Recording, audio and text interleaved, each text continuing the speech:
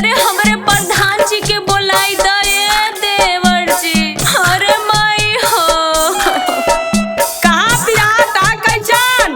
अरे का बताइए देवर जी, बड़रिया के निचवा बड़ा जोर पिराता। अरे अब ना जी, अब हमरे प्रधान के बुलाई दो। चला पवन ओझा के यहाँ दिखाई देते भौजी, वही प्रधान के फोन कर देवाई चाहिए। चला ओझा जी पालागी। नीके रह बचवा, का तकलीफ बा बोला। का बताई बाबा, खुद ही देख लेते। बैठत जा हम देख लेते का दिक्कत बा। चलवा हमार सड़सिया देता। ओम तरफ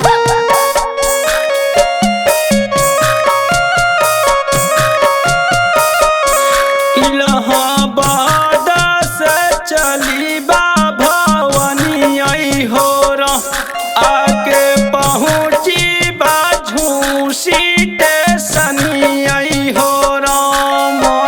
रे चलवा आई गई पकड़ रे, थम। अरे गुरुजी आ गए। अरे पकड़ रे सारे पलैया रस्सी गए बड़ यार वो बहुत रे आई गई बा करीब। चली बा थम। हाँ थाम के गुरुजी आ गए। अरे माई हो, अरे माई हो, अरे माई हो। हे प्रधान झूसी स्टेशनिया से चली वो भवानिया, पहुँची बा हनुमानगंज बाजारी आई हो राम। अरे गुरुजी कहाँ पहुँचे बाबा, यहाँ दिखा दी बा हो। अरे चलवा ले जाओ अरे बढ़िया खींचे वाली रस्सिया ले जाओ रे तेरी सरवा बैंक। अरे नहीं मिला तो हमार धतिया डरवा पर रखा वाला ये ऊपर। अरे ओझा जवन करे के बाद जल्दी करन, बड़ी जोर पेटवा पिराता है दादा।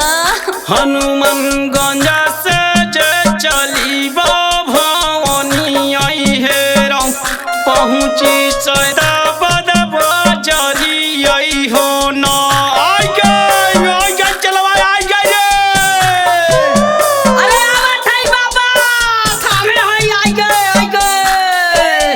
अरे सोनू के पापा कहाँ है हो? सैदाबाद बाजारी से चली हो भवानी, पहुँची बहडिया बाजारी आई हो ना। रे आई गई चलवा करिया कोबरिया रे, थाम रे देख।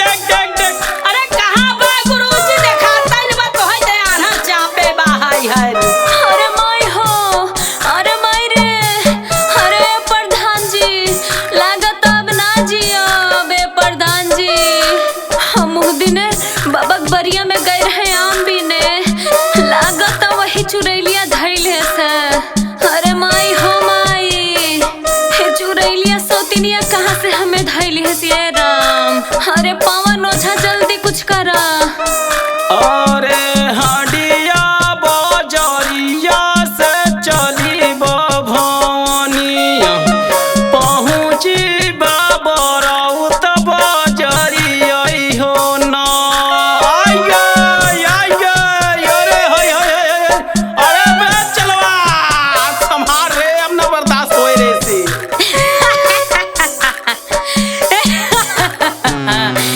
आज कोनो के ना छोड़ब, आज कोनो के ना छोड़ब, सबके खाई डाइब।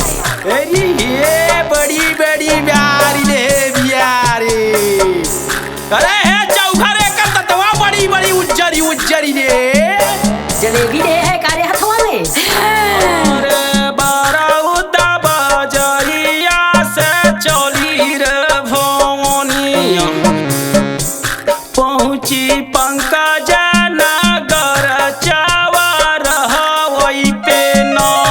अरे कहाँ ठेकान ले तबा गुरुजी, समझ में नहीं आता। अरे आई गई अब खाती बा जलेबी मीरा की। हाँ एक प्लेट चाटल दे दूसर के हथवा में रे। आय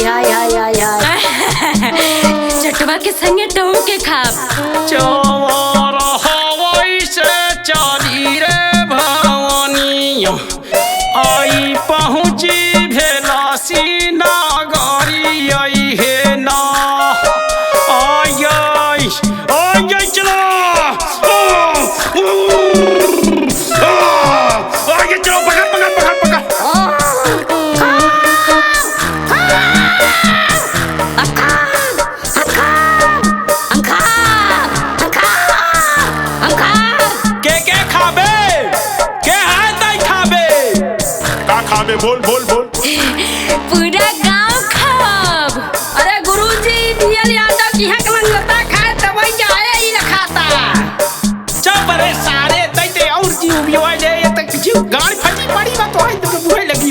ससुर के। हम 3 गोड़े का बचिया ले तबे छोड़ा। अरे देवी ना दे पाए कुछ और मांगा। 3 गोड़े के बचिया नहीं सड़क का तरही ले ले। जब ससुर के नाती तू नहीं हो जीव गया या तो फटी पड़ी बा है। हे देवी बीसव ने जोड़े है का लेबू उचित बोला। ठीक बा, हाई पर धनवास कही दे, गांव भर में सोलर लगवाई दे, पूरा गांव भर नवरात्र में हमर पूजा करें, तब छोड़ दे।